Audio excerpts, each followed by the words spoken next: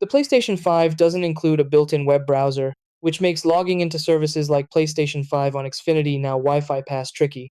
The reason is simple. Xfinity uses a captive portal. That means when you connect, you're redirected to a web page to sign in and pay before full internet access is granted. Since the PS5 can't open that login page directly, it gets stuck without authentication.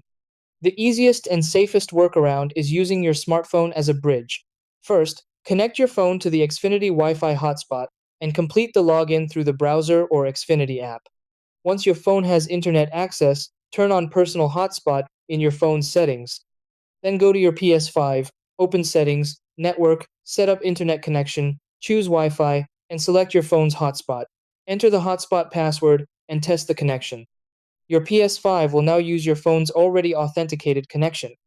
Another advanced method is MAC address cloning. This involves copying the MAC address from a device that has already logged in and assigning it to your PS5 so the network recognizes it as authenticated.